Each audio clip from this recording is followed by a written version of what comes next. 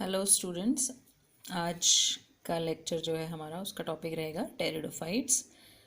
Last time हमने bryophytes किए थे।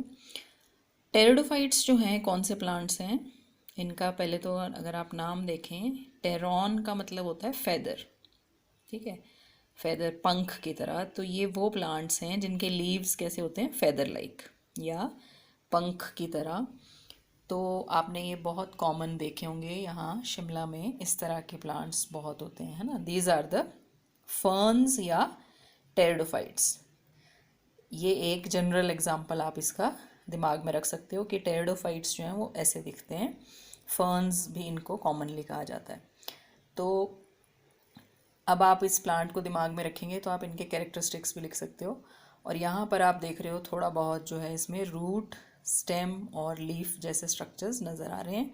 इससे पहले क्या था, ब्रायोफाइट्स में या एल्गी में जो है हमने आपको कहा था वहाँ पर ट्रू रूट, स्टेम, लीफ नहीं होते थे, तो उनकी प्लांट बॉडी को थैलस कहते थे, है ना। They were both thallophytes. लेकिन अब जो हैं टेरिडोफाइट्स में you will find true root, stem and leaf.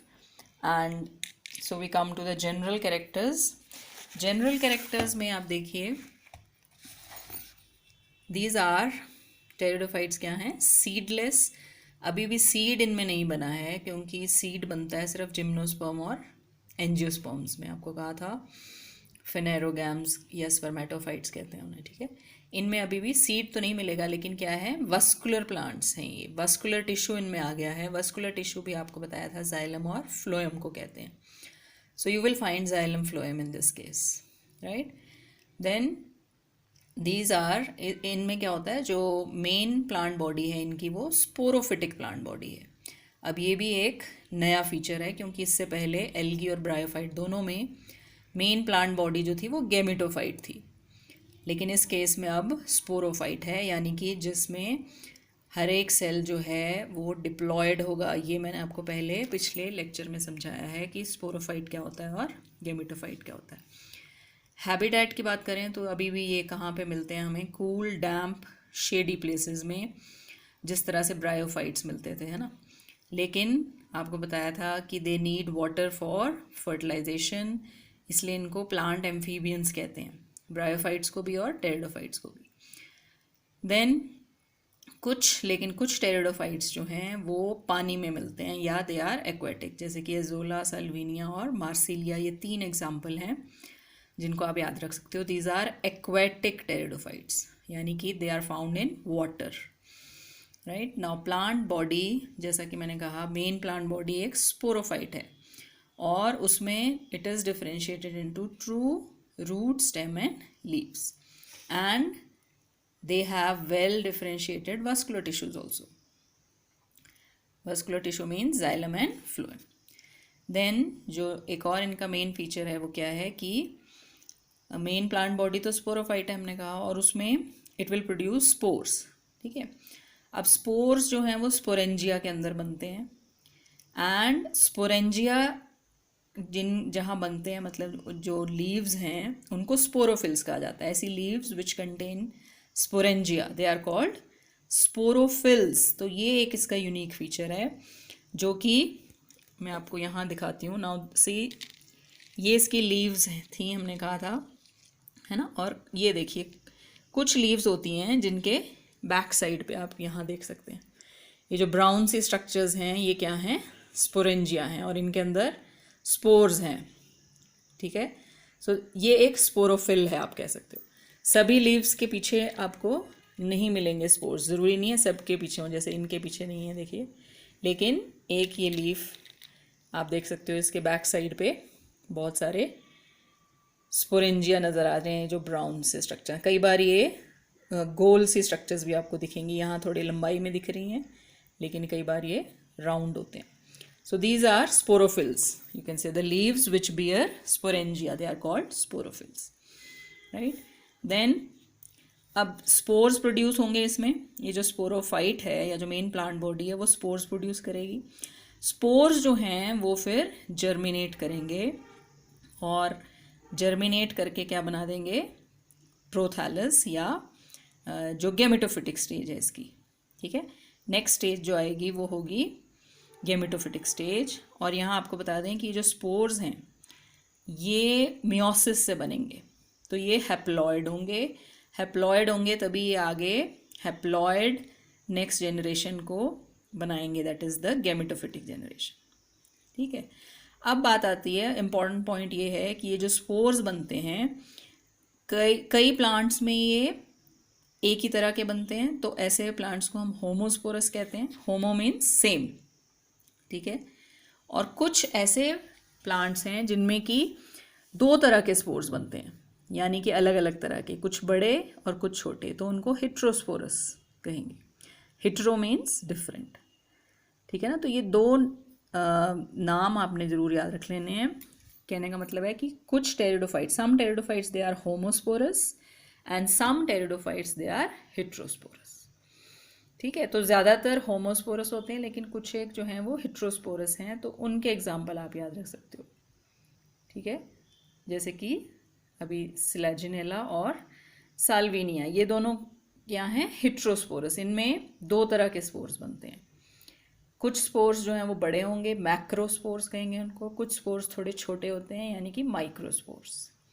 तो दो तरह के स्पोर्स इनमें बनते हैं, ठीक है। सो दे आर कॉल्ड हेट्रोस्पोरस। और इसके रिगार्डिंग आपको अभी आपके फर्स्ट टर्म असेसमेंट में जो मॉडल टेस्ट पेपर था उसमें क्वेश्चन भी था कि व्हाट आर होमोस्पोरस टेरिडोफाइट्स।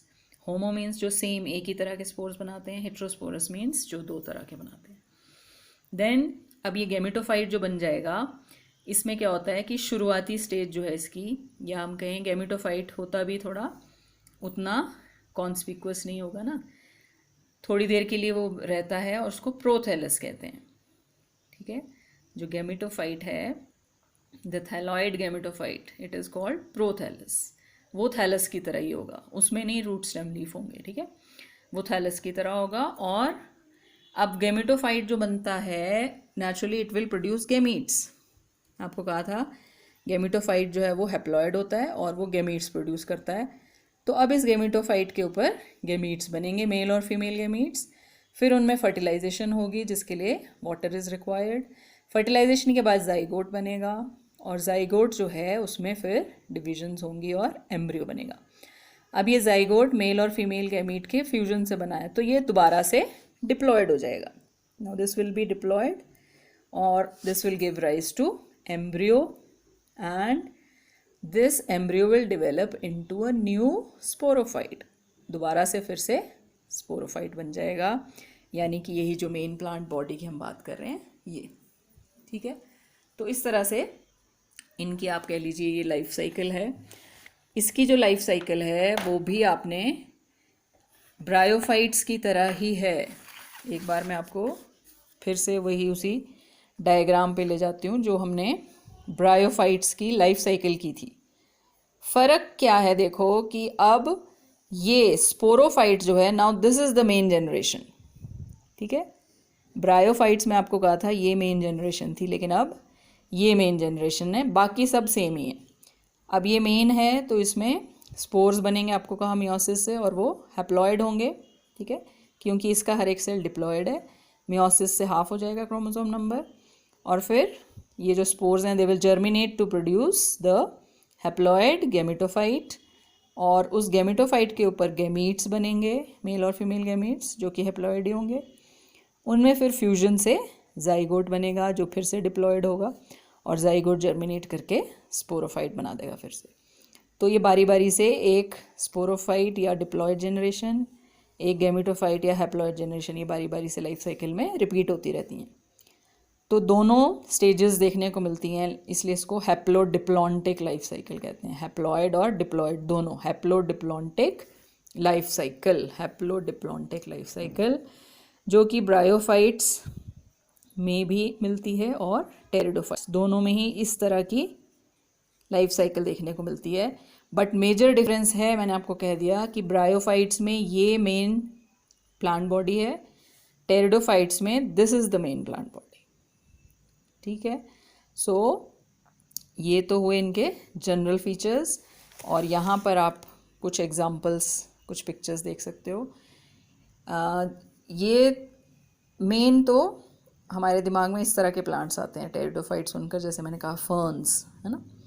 लेकिन इसके अलावा भी, ठीक है, ये जो है this is a common fern, but otherwise pteridophytes में इस तरह के प्लांट्स भी आपको मिलेंगे। दिस इज़ सिलेजिनेला, इस तरह के भी मिलेंगे, दिस इज़ इक्विसिटम, और दिस इज़ साल्विनिया, जो कि पानी में मिलता है, एक्वाटिक होता है साल्विनिया। सो ये कुछ एग्जाम्पल्स हैं टेरिडोफाइट्स के। इसके अलावा एक एग्जाम्पल आपने और याद रखना है जो कि इकोनॉमिक इम्पॉर्टेंस है इसकी, एजोला। एजोला भी एक एक्वेटिक टेरिडोफाइट है, पानी में पाया जाने वाला, और इसकी खासियत क्या है कि ये नाइट्रोजन फिक्स करता है। ठीक है, किसके साथ रहता है एक्चुअली ये जो नाइट्रोजन फिक्स करने वाली ब्लू ग्रीन एल्गी है, एनाबीना। साइनोबैक्टीरिया आपको बताया ब्लू ग्रीन एल्गी को कहते हैं, तो एनाबीना है ब्लू ग्रीन एल्गी, उसके साथ एजोला रहता है सिम्बायोटिक एसोसिएशन में, और ये मिलकर नाइट्रोजन फिक्स करते हैं। So they are used as bio fertiliser. और क्योंकि ये पानी में पाया जाता है तो इसको पैडी फील्ड्स में डाला जाता है, धान के खेतों में, क्योंकि वहाँ पर भी पानी से भरे होते हैं धान के खेत। वहाँ अगर इनको ऐड कर दिया जाए तो दे कैन फिक्स नाइट्रोजन।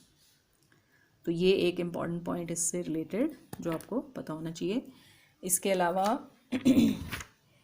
इस टेबल से आप कुछ पॉइंट्स इनके बीच में डिफरेंस के लिख सकते हो, difference between bryophytes and pteridophytes. इसमें आप ये पहले 5 पॉइंट्स जो हैं इनको इंक्लूड कर सकते हो। जैसे कि ब्रायोफाइट में आपको कहा मेन प्लांट बॉडी गेमेटोफाइट होती है, यहाँ स्पोरोफाइट होती है। ये नॉन वस्कुलर प्लांट्स हैं, यानी इनमें जाइलम फ्लोएम नहीं होता, इनमें होता है। यहाँ पर जो प्लांट बॉडी है वो थैलस लाइक होती है, लेकिन यहाँ पे it is true differentiated into root stem leaf. Then यहाँ पे रूट्स वर एब्सेंट, उसके बदले राइजोइड्स थे, यहाँ पर रूट्स आर प्रेजेंट। तो इस तरह से ये आपके 4-5 पॉइंट्स बन जाएंगे इनमें डिफरेंस के।